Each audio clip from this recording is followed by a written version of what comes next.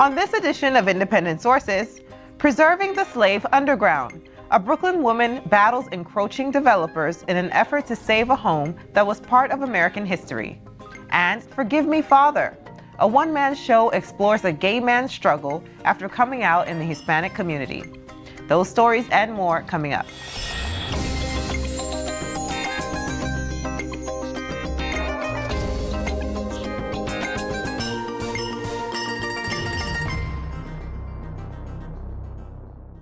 Welcome to Independent Sources, bringing you news from New York's ethnic and immigrant communities. I'm Abi Ishola.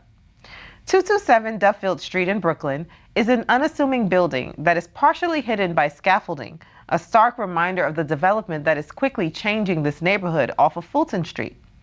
The partially faded pictures and dreary green curtain that hang in the window belie the location's more celebrated history. This building was once a stop on the Slave Underground Railroad and the home of abolitionists Thomas and Harriet Lee Truesdale. The building's owner, Shawnee Lee, has been battling to preserve the location and turn it into a heritage museum. I spoke to Lee about continuing the fight that her mother started several years ago. Shawnee, thanks for joining us. Well, thanks for having me. Of course. So tell us how your mom, Mama Joy, how she obtained the house. Okay, well, it was through marriage. Her late husband actually acquired the home through his late wife, and upon his passing, he actually willed it to her. Wow. So how did they discover that it might have been a part of the, or it was a part of the Underground Railroad? He would casually mention that there were, it was a reason to believe part of the Underground Railroad. He found out through his wife's family. And upon further research, she found out, yes, this is true, and she actually discovered who the abolitionists were who lived in the home. Wow. Yeah, wow. It's an interesting story. Very. Mm-hmm. And your mom went through a pretty big battle to keep the house and not have it fall victim to eminent domain in that neighborhood. What was that like? How was it seeing her go through that? It was very nerve-wracking because she went through a lot. It took a toll on her. She was constantly at the computer, constantly running back and forth to meetings, and just, she was extremely resilient and just did not take no for an answer. And she gained the support of the community because one thing about her, she definitely round up the media anytime she had something to say because she wanted her home just that bad. And when she found out how rich the history was there, she let everyone know, this is not just my home, this belongs to the people. And when she started getting the support, it gave her the momentum to just keep going. Wow. So let's go back to the abolitionists you mentioned. Who exactly was the abolitionist and what was their role in the Underground Railroad? Yes, Thomas and Harriet Lee Truesdale, and they were actually cotton brokers who paid their laborers. Wow. And they smuggled enslaved Africans in the barrels, in their cotton barrels. In the home, there is the basement. My mom actually ran her hand across a wall that felt kind of hollow, so she just tore it down. There was a lot of things that just happened matter-of-factly. She tore it down, and then upon further research found out that enslaved Africans would drop down 8 feet, come through this door, would go several feet to the opposite side of the basement, and there you had the tunnels. And these tunnels connected from one house to the other on that street. Wow. It's absolutely amazing. You can see the Paris map back in the 19th century where it shows the homes, and with each home that had relations to this, there are black dashes to show that they're connecting with each other. And a couple blocks away from there, you have Bridge Street Church, which is in Metro Tech, right, at New York Tech, and that was an abolitionist site. You also have Plymouth Church in Brooklyn Heights, ran by Minister Beecher, who was a well-known abolitionist. So it all, it all connected. Her words were, they were to be discredited, but no, after experts came to the home, they stopped and said, there's reason to believe we should save this house and do further research. Sadly, your mom passed away in 2014. Correct. How are you continuing on with what she set out to do? Well, when she passed away, the work that she did, for some reason, I just knew I had to continue on. We planned to have a museum heritage center in her home. So she used to have a hair salon on the parlor floor because it's commercial space. So when she retired, she turned it into a museum while she was fighting to keep the house. She would give tours, she would get lectures, she would have parties, events, shows, celebrating different holidays, whether it be Juneteenth or, and everyone used to call it the shop.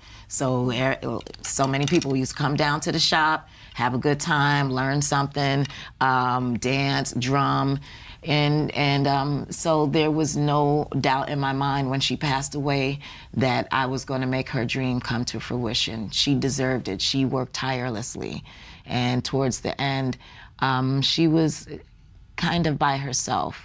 Not with so much support as she rounded up during those times. Wow. And I want her name to be known, as far as the seas, as high as the mountains. I'll do what I need to do to let people know her diligence, her bravery, and, her just steadfastness to trying to obtain what was right. How challenging has it been for you to continue on with what your mom started? I don't think it's as challenging as when she was trying to save her home. The stress from that alone, I can't even imagine. So I don't want to say it's, of course there's obstacles and we're battling several different things, but I just have to keep steady because I already know it's going to happen for us. I just see it. If I see it, then it's going to get done.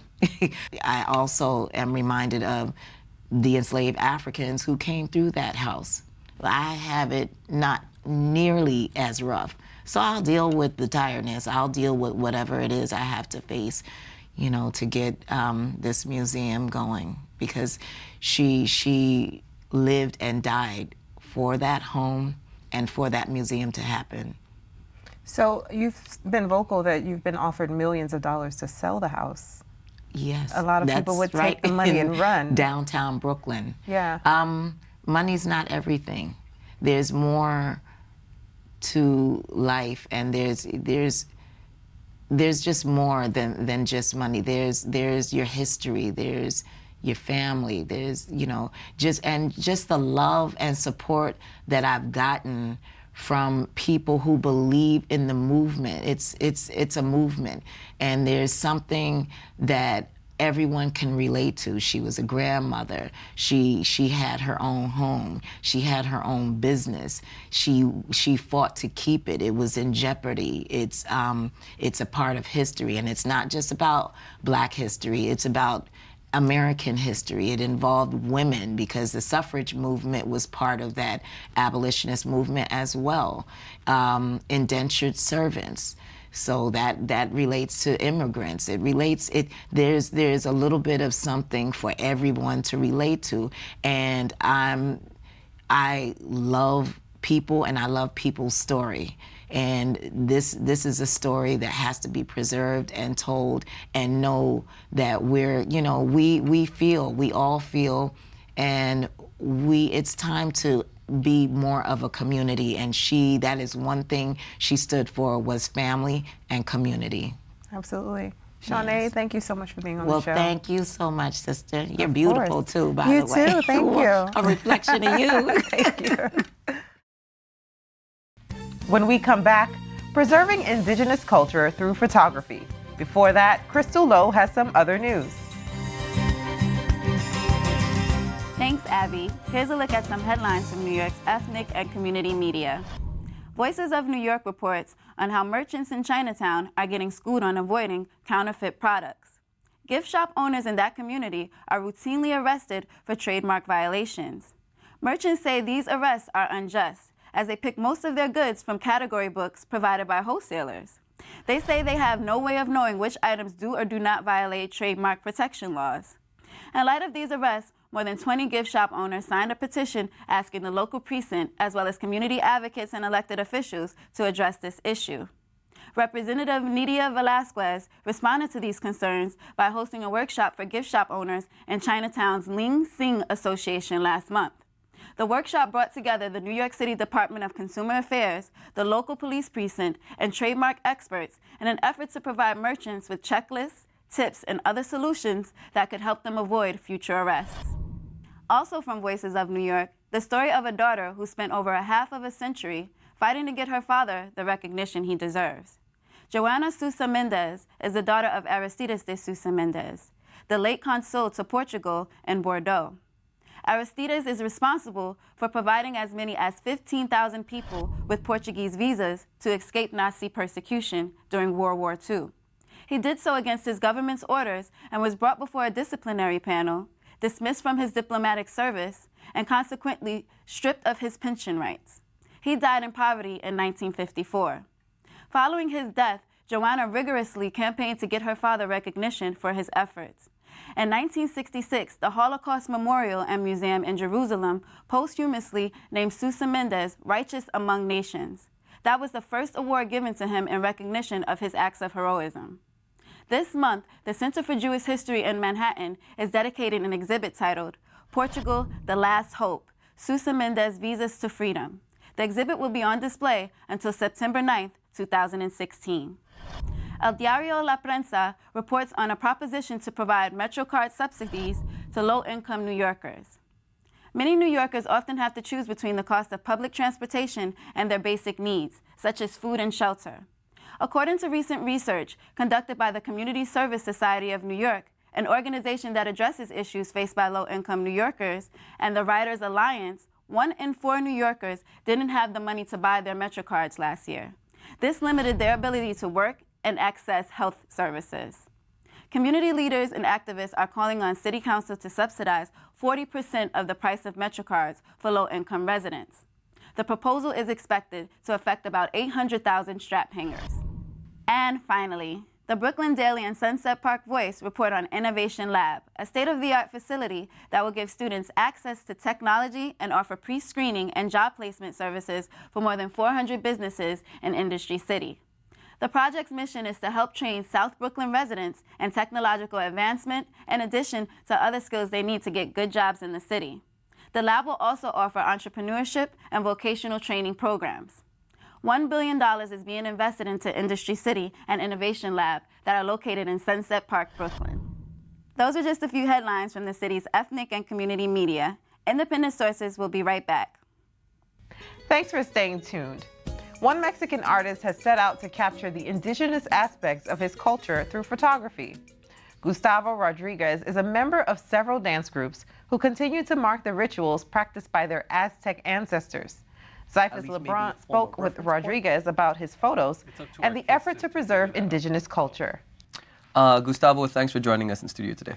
Well, thanks for having me. All right, awesome. So let's talk a little bit about your photography. We have some really beautiful images that the audience can see in the background now. And you've been quoted as saying that you find beauty in the routine. And to me, that stood out because I want you to explain to me, what do you mean by that with your photography? To me, photography is a way of life. It's something I have to do every day. And every day, you have to change the way you see things so that you can get a different angle, different lighting. And so to me, it's just the beauty and that surrounds me, the everyday life, things that seem very ordinary. Mm-hmm. Mm-hmm. A lot of your work that I've seen is very much focused on indigenous life, indigenous people here in the United States. How important was it for you to capture those people? I feel there's so many negative stereotypes around indigenous identity or simple stereotypes. And I just felt it's very complex and it's constantly moving and changing and morphing and we're constantly reinterpreting things. So for me, I just let the camera do the work. All I do is get in the right place in the right time and, talk to the person, get their permission, and I let the camera do the work. Hmm. A lot of the photographs that you've taken show people in garb and headgear, dancing and so forth. Do you go to a lot of these events where, you know? I'm actually a dancer myself, so I'm part of the community. And that's very special to me because I rarely ask to go take pictures. They asked me to come and document the ceremony. And, you know, the dancers do a circle. And inside the circle, you can't walk through the circle. You can't break that energy. And they usually sit me right in the middle, next to the drums, next to the altar, so that I'm part of the altar as well. Hmm. You said that the folks invite you in. How important is it for them? Do you get the sense that they really want to capture, hey, listen, this is who we are? You know, do they want to capture that sense of and show it to others? Yes, you know, there's no money exchange in ceremony, and that's how I feel with my photography. I feel I want to bring a high level of work to what I do, and there's only sharing. They're sharing with me the energy and the prayer, and I'm sharing with them what I can do with my camera. But for the most part, there's always there's always a fear of the outside coming in and documenting us how they want to. So, yeah. But with you, there's not that concern because you identify. I know that I've read about you. You identify indigenously as Aztec. I mean, we can get in a little more into that as regards to identity. So is that where you kind of already have broken that barrier because you identify more with the culture? The dance is known as Aztec dance, but it's actually not really known if it actually comes from the Aztecs. So within the community, there's debate. But Aztec is just kind of the generic word we use to generally identify ourselves as Mexican indigenous people. Yeah, because the Aztec people have died off, technically. Yes, the Aztec people don't exist anymore, but the language Nahuatl is still spoken by over 1 million people in Mexico and here in New York as well. There's Right. a lot of people speaking Nahuatl. Right, and this is on to my next question, is that how large is that population here, that folks who still identify as indigenous, who, you know, celebrate these dances and so forth? Well, what we have here in New York, we have people from the state of Puebla. They're the majority of the Mexican immigrants that I see here. And they all bring their small town traditions with them that aren't necessarily Aztec dance, but they have their own traditions that they do around the Catholic Church that are just unique to their state or to their town. A lot of New York, you know, people refer to the city as a melting pot, where it's a collection of so many different people, so many different aspects of people's culture and so forth. Do you feel that in the city itself that there's a greater push to kind of maintain that indigenous identity than you've felt in other places? You know, that's a tricky question because indigenous identity means something different to people. You know, it's not a collective thing. But what I do see here in New York is a celebration of Mexican culture. And that's within our food, that's within our dances. And my group, the Aztec dance group, they're kind of a smaller group within the Mexican American community here. But it's also, everybody brings something because there's like son jarocho and there's different folk music, like bluegrass. You know, that's what I would consider son jarocho, is the bluegrass of Mexico. It's from the state of Veracruz. Right. So you talked about the fact that indigenous identity is something very different. And I wanted to pick up on what you just said, because when we look at the photos and somebody from the outside who may not know and identify one group of people or say these are just Mexicans and they don't see the delineation and, hey, listen, these people identify as I may be from Puebla or I may be from somewhere else. You know, how important is that in the community itself to kind of say, hey, listen, we may seem like we're homogenous to everybody else, but we're not. You know? The thing about considering yourself an indigenous person is that in Mexico, you're indigenous through the census, through the government, if you speak your language. If you no longer speak your language, but you look the same, you're no longer considered indigenous in Mexico. And a lot of people follow that rule. And so I would say my generation, you know, people that call themselves Chicanos, I'm from California. And Chicano is to say, I'm not Mexican and I'm not American. I'm an indigenous person from this land. And that kind of carries on into danza. And so the next generation might do something different with it. And my generation, you know, melted the Chicano identity and indigenous dance together. But it's more than just the indigenous dance. It's like the return to the sweat lodge, the return to other native ceremonies. Right, right. When you do things like this, and you, as you just mentioned, it's kind of the shape of identity. It's amorphous at the end of the day, right? It keeps shifting.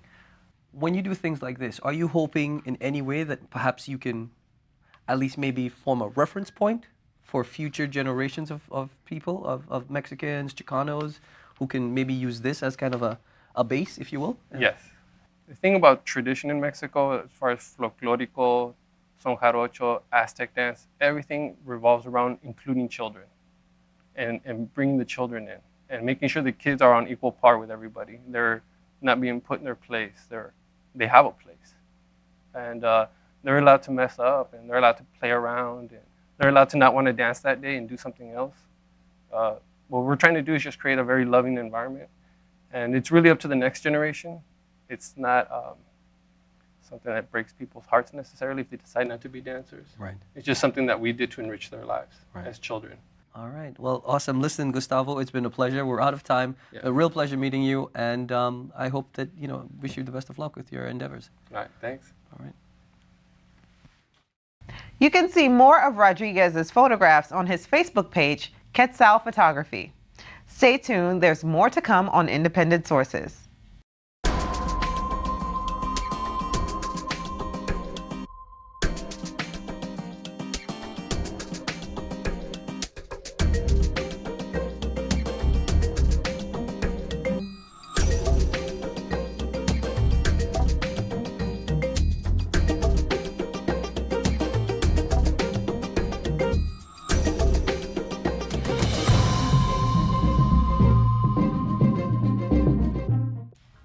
Finally this week, I'm joined by playwright and actor Jose Roldan Jr. Jose recently staged a one-man show at the Nuyorican Poets Cafe called Father Forgive Me, For I Have Sinned. It explores his coming out as a gay man to his Hispanic family. Thanks for coming in today, Jose. Thank you for having me. So tell us about this one-man play. Well, the one-man show is just basically me telling a story about a young boy who grew up in the South Bronx to Puerto Rican parents and having to struggle with his identity, having to figure out who he was in an era where no one really knew who they were and trying to tell him who he should be. So throughout the piece, you notice this guy trying to, again, identify himself on stage, and he goes through all of these emotions, and I introduce you to many different characters of my family through that process. And finally, towards the end of the production, he discovers that he is gay, and he has to confront his family with that. Wow, and this is autobiographical. Absolutely. So how has this process helped you? What's interesting is that when I decided to write this, I was actually coming out of a marriage, believe it or not, to a woman. I was married for about 4 years, and writing this piece was completely cathartic. It allowed me to deal with certain issues that I didn't want to face back then. And the process continued as I continued to perform it, of course, and having to constantly deal with the issues that come up with my dad or my mom or, other family members, or even being bullied in the neighborhood. So it was a great experience, to say the least. It's made me a much stronger person, and I believe a much stronger artist as well. Yeah, and it's a one-man show. Like, how difficult is it to do a one-man show? It sounds like a lot. It is extremely difficult. I remember the first time I did it, it was for Lehman College. I graduated from Lehman College, and it was towards the end of the semester. I had already walked down the aisle, and I got a letter from the audit department stating that I lacked an elective, right? So I had to come back to school. I had no idea what I was going to take, and there was a course called Solo Performance Workshop. I thought it was a comedy class, so I joined. And of course, by the end of the course, I had a 45-minute piece. And my instructor, who later became my director, said to me that he wanted me to perform this piece as my final exam. So I gave him a look like, you want me to come out to the entire student body and tell everyone, because everyone knew me as Jose, married with a child, you know what I mean? And it was the most exhilarating thing I've ever done. And the first performance, I remember the minute the lights came down, I cried like a baby backstage, because it felt so amazing to be able to finally let everyone know who I really was. But it was also so scary at the same time. So, yeah, it's been an awesome experience, to say the least. Yeah. Has your father seen it? Your parents? Your family? Most of my family has come to see the show. Unfortunately, my dad has not. He refuses at this point. He doesn't want to be reminded of what he's put us through in the past. I mean, he is a different person today. And I guess as a grown man now, you know, we have a different relationship.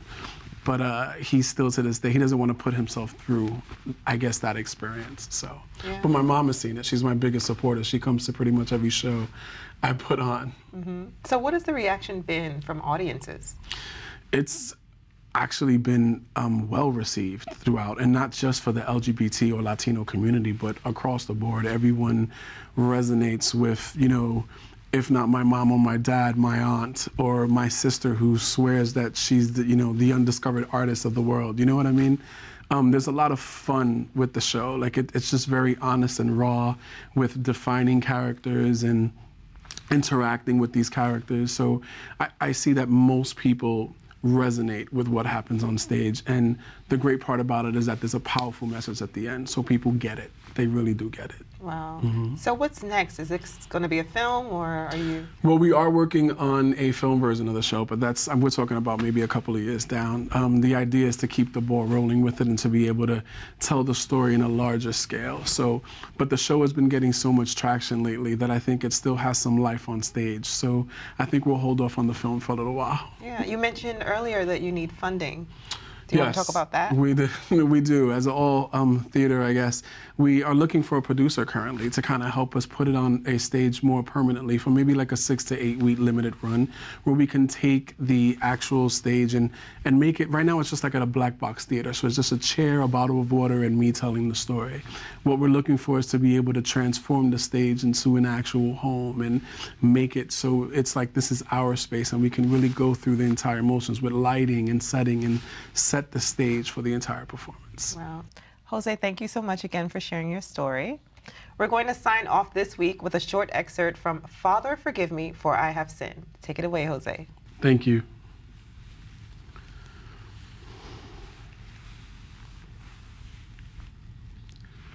So what are you saying to me, Hijo?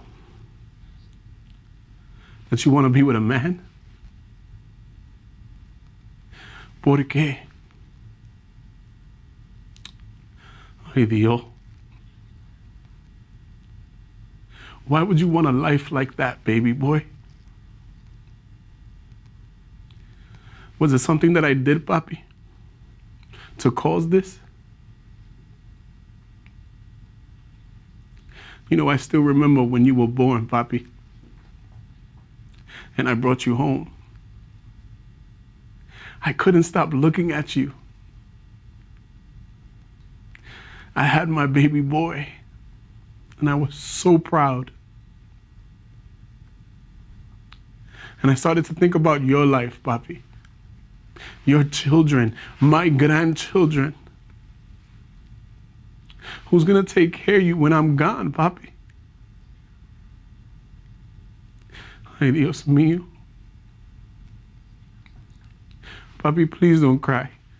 Papi, please don't cry. Mira, look, I love you no matter what, okay? And nothing's gonna break that, papi. But you have to understand that it's hard, okay? But I'll try. Just do me one favor, papi. Don't bring it to my face, okay? Papi, I don't want to see it. Not in my face. I'm not ready for that yet, okay, papi? Okay, papi. I love you. Que Dios te bendiga, papi.